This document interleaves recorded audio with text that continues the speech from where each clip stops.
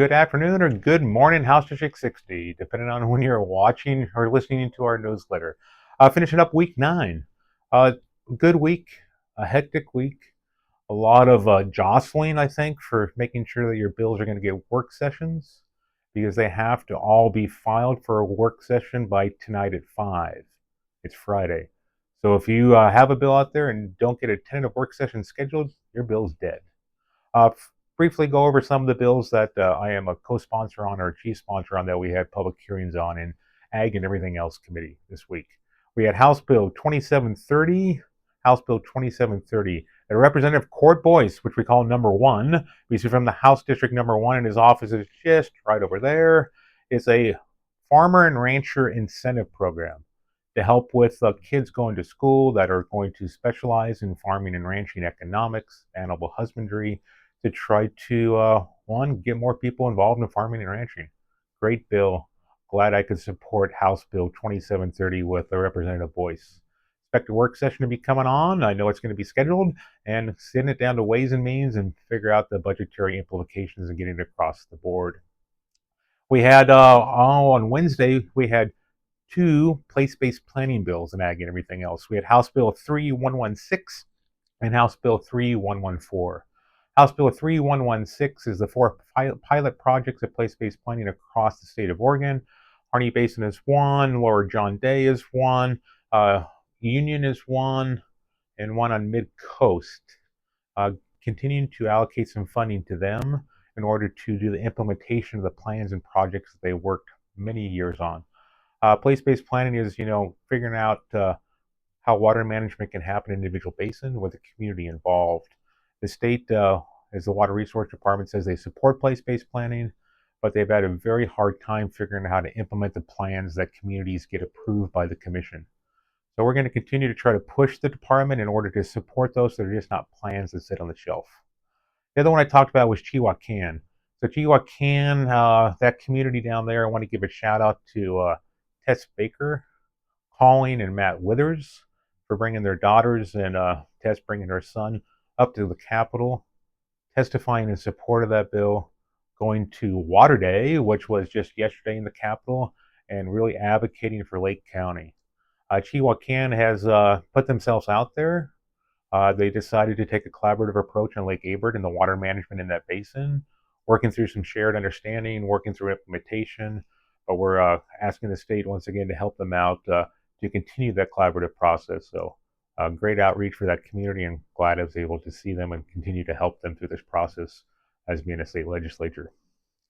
What else? Coming up. So coming up, we have a few bills. House Bill 3596. 3596. I can't even read my notes here. So it's a predator damage bill. It's going to come to the House side. So I've been working with Amy Patrick, an Oregon Hunters Association, to figure out how we can start showing a causal effect from predators, mainly cougars, on our ungulate population. The ODFW has done a couple studies, and they say it comes back inconclusive that predators are affecting ungulate population. Right now, they say the number 1 causal factor to our declining ungulates is lack of body fat, which would mean, lack of grass, annual invasive weeds, but that the predators, they can't show a correlation. I think most of our communities that are actually out there understand that, if there's supposed to be 3,000 cougars on the land and there's over 7,000 cougar now, they're having a direct impact to our ungulate population, our deer population, and that there is some causal factors. So what we've asked is for a study to go up into the steens and try to show the amount of predators compared to the amount of ungulates and what it's doing to a deer population. We have support from ODFW on this one. They'll come in neutral, but we've been working with them to try to give a body of evidence to show that we have to do more aggressive predator control in the state of Oregon. So that is House Bill 3596. House Bill 3596. Having RFPA Day, Rangeland Fire Protection Agency Day, this coming up Tuesday. We have 2 bills that we've been talking about probably almost in every video. We've been talking about 3349, which is the policy to allow ODF, Oregon Department of Forestry, to help our RFPAs. And then we have the funding bill, 3350, that would allocate funding to do this. So I said it before, I'll say it again.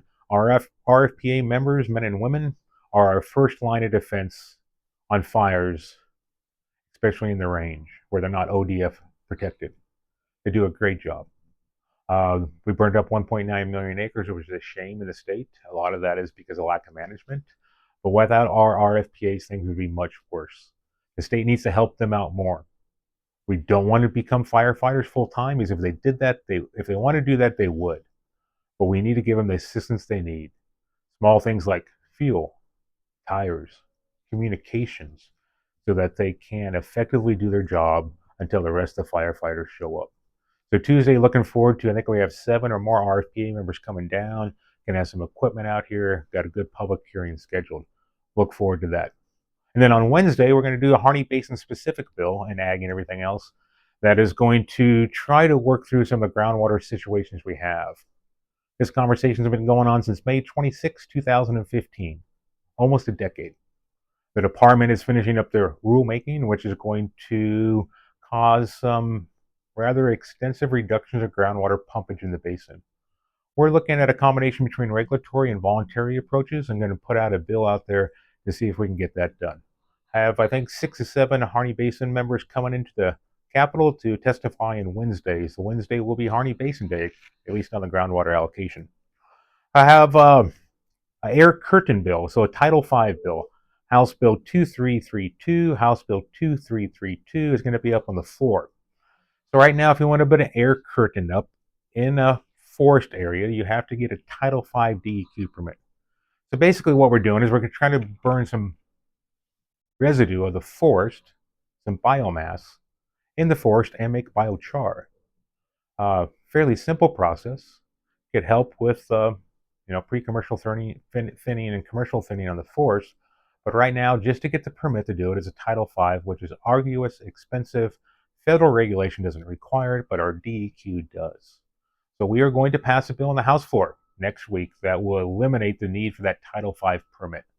It's going to be a good bill. I want to thank PAC West, Phil and crew for helping us with that and getting it done. Kind of a short update, but going to get back to work now to try to figure out the work sessions that will be scheduled in ag and everything else for week 10. So be safe out there.